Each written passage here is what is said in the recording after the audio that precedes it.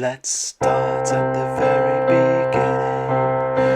A really good idea, because otherwise you won't know the fundamentals of music and by extension be unable to fully appreciate the complexities and intricacies of the sound and theory of music.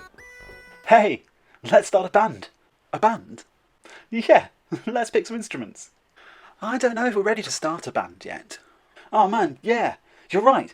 We need some holes in our jeans and some tattoos and some groupies. What we need is a good technical understanding of music theory.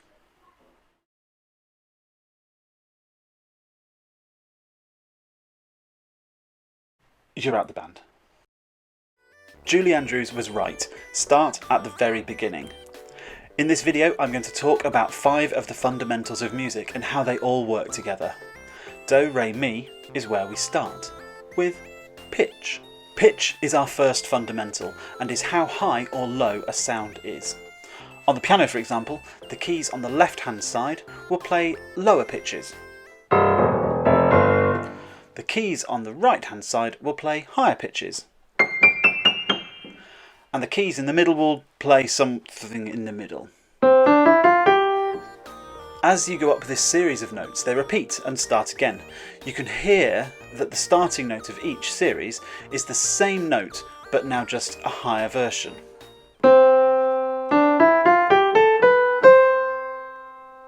In the Western music tradition, pitch is made up of 12 individual notes, and we can see those grouped on the piano.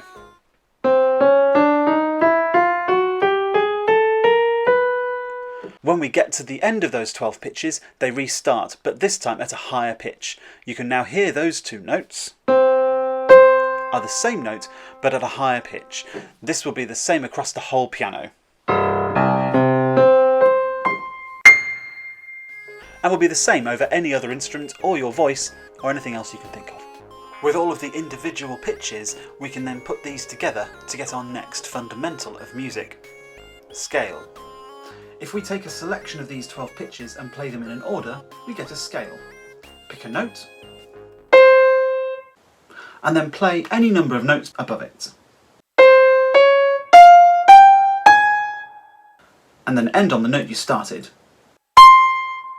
Now, the scale I just played was a Japanese pentatonic scale, which, if I'm honest, isn't really a common scale used in most Western music.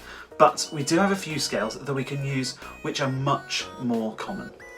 The best scale to start with is the C major scale, which uses just the white keys on the piano.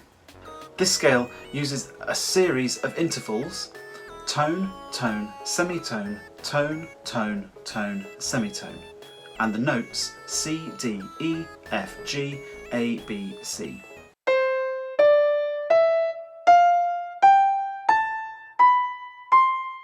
We can use the exact same pattern of intervals starting on any other note. For example, A.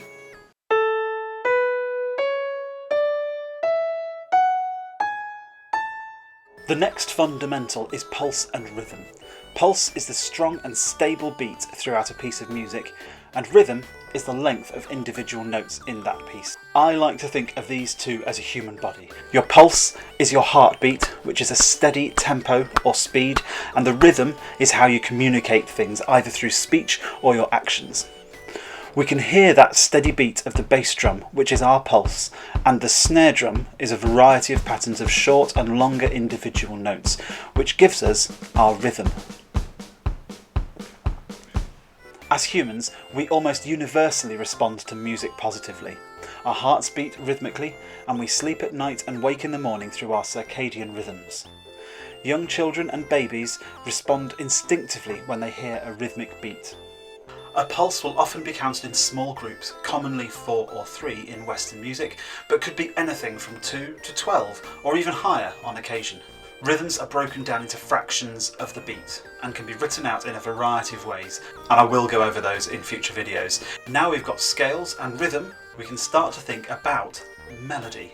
When we mix the notes of a scale together with different rhythms, we get a melody. Think of a song.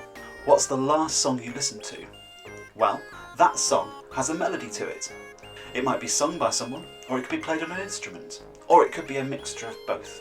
If I take some notes from our C major scale from earlier, let's take C, D, E, C, E, C, E. These notes at the moment are following the pulse. If we change just that rhythm a little bit, we can hear the change in the rhythm without having changed the notes. We could change this rhythm even more. All the notes are the same, but it sounds a lot different now. If I keep that same rhythm, but now change the scale, and rather than use C major, use E flat minor, that will change the notes that we'll be using, and therefore the sound will change again. You can see that the use of pitch and scales, pulse and rhythm, we can come up with an almost infinite possibility of different combinations. You could come up with something like this, or even this. Now we have our melodies, we come to the fifth fundamental of music with chords. There is a lot of information about chords that I'm going to cover in other videos, but the basics of chords are that they are built up using notes of the scale. We'll stick with C major for now. So if I start with C, I use that note as my root note. I go to the third note of the scale, which is E, and add that in. And then I go to the fifth note of that scale, which is G, and that builds up a C major chord. In Western music, we will often use the diatonic chords, which means we're using the chords from one key.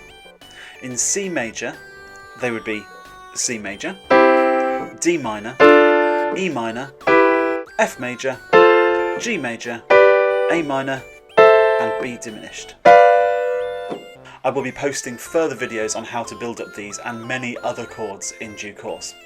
Using a variety of chords with different melodies and scales wildly changes how a song is heard or felt. Just changing the key of Beethoven's Fur Elise, for example, from A minor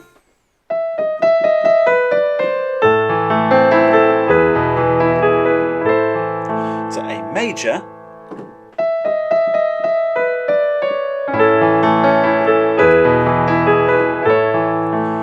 drastically changes the whole feel of that piece. So those are the 5 fundamentals of music: pitch, scale, pulse and rhythm, melody, and chords. Within those 5 there are many other parts to music and music theory which I will be going into in future videos. So please make sure that you hit subscribe and press the bell button so that you're notified of any new videos that I post. Thank you for watching, and as always, fide, fide, fide.